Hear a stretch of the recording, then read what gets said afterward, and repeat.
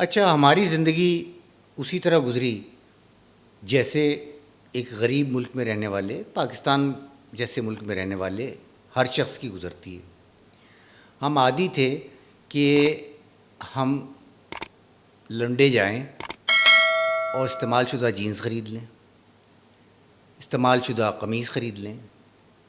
ہم عادی تھے کہ ہم فٹ پاتھ پہ جائیں اور ڈھیر کتابوں میں سے اپنی مرضی کی کتابیں چن لیں، اور ہم سمجھتے تھے کہ یہی دنیا کا دستور ہے ہمارے جیسے ملکوں کے لیے، اور ترقی یافتہ دنیا میں ایسا نہیں ہوتا ہوگا۔ پہلی بار جب لندن جانا ہوا تو میں حیران رہ گیا۔ میرے وہم و گمان میں نہیں تھا کہ لندن میں بھی اسی طرح سیکنڈ ہینڈ چیزوں کا کاروبار عروج پر ہوگا اور زندگی کی چلن میں شامل ہوگا۔ یہ 10-12 سال پرانی بات ہے۔ ایک بار جب لندن جانا ہوا تو میں بڑی تیاری کر کے گیا تھا کہ بھئی ایک بڑے شہر میں جا رہا ہوں، ایک ایسے شہر میں جا رہا ہوں جو بہت ہی ماڈرن ہے، جہاں لاکھوں لوگ ہر سال آتے ہیں گھومنے پھرنے کے لیے، سیاحوں کا ہجوم رہتا ہے، اور وہ سب دنیا کے مختلف خطوں سے آتے ہیں اور وہاں کچھ وقت گزارتے ہیں اور چلے جاتے ہیں، پھر مزید لاکھوں آ جاتے ہیں۔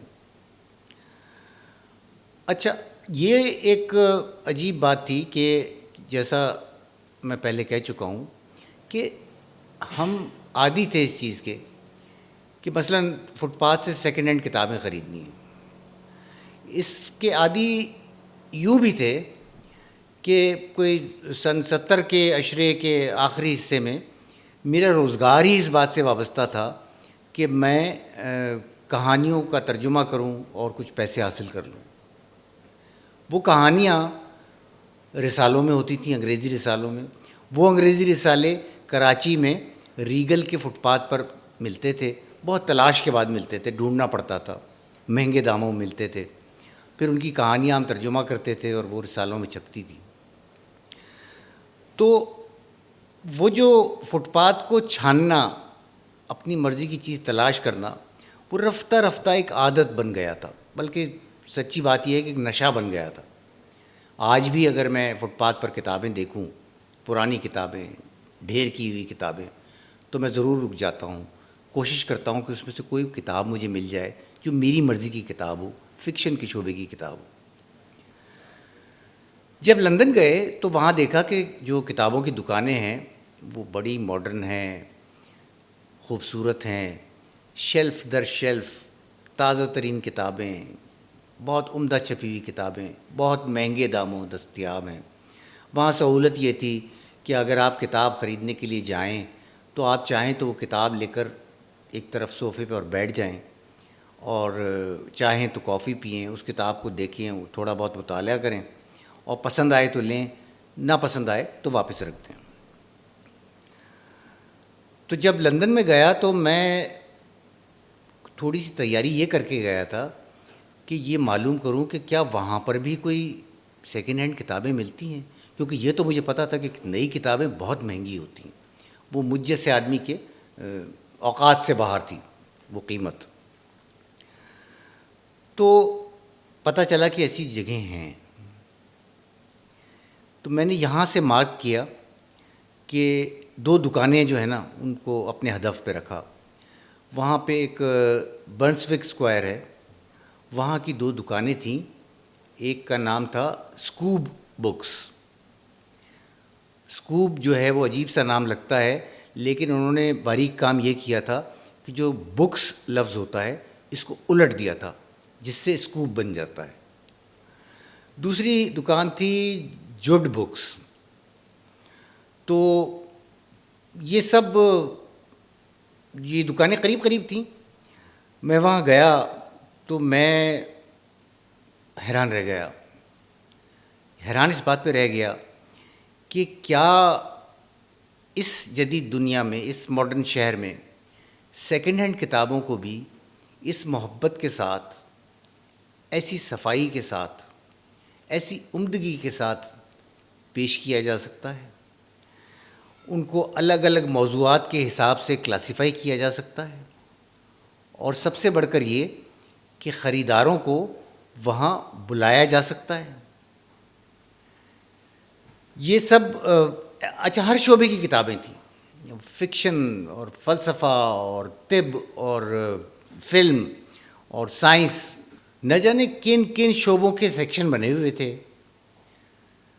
تو میں اپنی مرضی کے سیکشن میں گیا فکشن میں، تو اس سیکشن میں ناول، افسانے، شارٹ سٹوریز کی کلیکشن، تنقید کی کتابیں، سب ایک بہت بڑے یعنی گویا ایک کیبن نما احاطے میں قطار در قطار چیزیں رکھی ہوئی تھیں. میں کوئی وہاں 1.5 گھنٹے بیٹھا رہا. وہاں پہ بیٹھنے کا نظام اس طرح نہیں تھا جیسے شاندار قسم کے بک سٹورز میں، فوائلز جیسے سٹور میں ہوتا ہے، لیکن وہاں کارپیٹ بچھے ہوئے تھے. جو شوقین تھے وہ آتے تھے اور وہاں بیٹھ جاتے تھے، کتابوں کو دیکھتے تھے اور اپنی مرضی کی چیز لے جاتے تھے. وہاں سے میں نے بہت سی کتابیں خریدیں اور بہت سی کتابوں کے بارے میں انہوں نے رہنمائی کی کہ کلیکشنز کہاں پہ ہیں. ان دکانوں میں ایسا لطف آیا کہ بیان سے باہر ہے، اور جس کو کہتے ہیں کہ اپنی حیثیت سے زیادہ میں نے وہاں سے خریداری کر لی. اسی طرح جیسے کسی بھوکے کو بہت سا کھانا مل جائے تو وہ اس کو جمع کر کے گھر لے جانے کے چکر میں ہوتا ہے. اور وہ اتنی کتابیں خرید لیں کہ اس سے مجھے اب یہ خوف ہونے لگا کہ یہ تو اس سے پورا سوٹ کیس بھر جائے گا، اور سوٹ کیس بھر جائے گا تو اس کا وزن زیادہ ہو جائے گا. واپسی کے وقت جب میں ایئرپورٹ پہ جاؤں گا تو مجھے اس کا جو جرمانہ ادا کرنا پڑے گا وہ ایک الگ معاملہ ہے. اچھا یہ تو کتابوں کی بات تھی. اسی طرح کوئی سال بھر بعد میں جب دوبارہ گیا تو مجھے کسی نے کہا کہ لندن میں ایک پورٹو بیلو مارکیٹ، وہاں کا ذرا دورہ کریں، آپ کو پرانی چیزوں کا بڑا شوق ہے. تو میں اور میری بیوی ہم وہاں ڈھونڈتے ڈھونڈتے پورٹو بیلو مارکیٹ پہنچ گئے. پورٹو بیلو مارکیٹ پہنچے تو ایسا لگا کہ جیسے ہم اپنے کسی اتوار بازار میں آ گئے. وہاں پہ ایک بہت لمبی گلی تھی، ایک طرف عمارتیں اور دوسری طرف سٹالز، اور درجنوں سٹالز اور بڑی دکانیں، چھوٹی دکانیں، اور ان سب پہ پرانی اشیاء فروخت ہو رہی تھیں. اور ہجوم اتنا تھا کہ چلنا مشکل تھا. وہ اتوار کا دن تھا تو پتہ چلا کہ اس دن بہت رش ہوتا ہے. تو وہاں جو چیزیں مل رہی تھیں، اب مجھے یقین نہیں آیا کہ لندن میں یہ چیزیں کیوں بک رہی ہیں اور اس کے خریدار اتنے سارے کہاں سے آ گئے. مثلاً سمجھیں وہاں پہ اسکارف مل رہے تھے، کوٹ مل رہے تھے، خواتین کے وہ لمبے کوٹ جو ہوتے ہیں اوور کوٹ جیسے وہ مل رہے تھے. اسی طرح طرح طرح کے ہیٹ تھے اور بہت آرائشی اشیاء تھیں. اور یہ جو محدب عدسے ہوتے ہیں، کانویکس لینس پرانے، وہ، اور اسی طرح بچوں کے کھلونے استعمال شدہ، پھر ٹیپ ریکارڈرز اور ریکارڈ پلیئرز اور پرانے وقتوں کے ریکارڈز. اور ہم دیکھتے گئے، حیران ہوتے گئے. پودے بک رہے تھے گملوں سمیت، اور پرانے سکے بک رہے تھے، پرانی فلموں کے پوسٹرز بک رہے تھے. اور اس وقت ہلکی ہلکی بارش شروع ہو گئی تھی، لیکن اس بارش سے خریداروں کا حوصلہ بالکل نہیں ٹوٹا.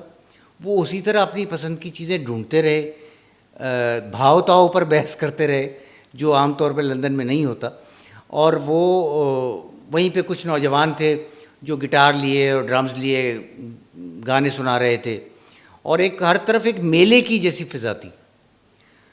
اور سیکنڈ ہینڈ چیزوں کے لیے اس اتوار سینکڑوں لوگ وہاں آئے ہوئے تھے. ان میں ٹورسٹ کم تھے، ان میں مقامی لوگ زیادہ تھے. اور یہاں پہ وہ، بلکہ میں نے پہلی بار دیکھا کہ وہ ایک ہی آلو کو لمبا کاٹ کے اس کے چپس جیسے بنا کے اس کو ایک تنکے میں پرو کے سیخ کی طرح، اور اس کو تلا جاتا تھا، اور وہ لوگ ایک ایک سیخ اٹھا کر گویا کھاتے جاتے تھے، ہاتھ میں پکڑ کے چلتے جاتے تھے. اس کا ذائقہ بہت دیر تک زبان پر رہتا تھا.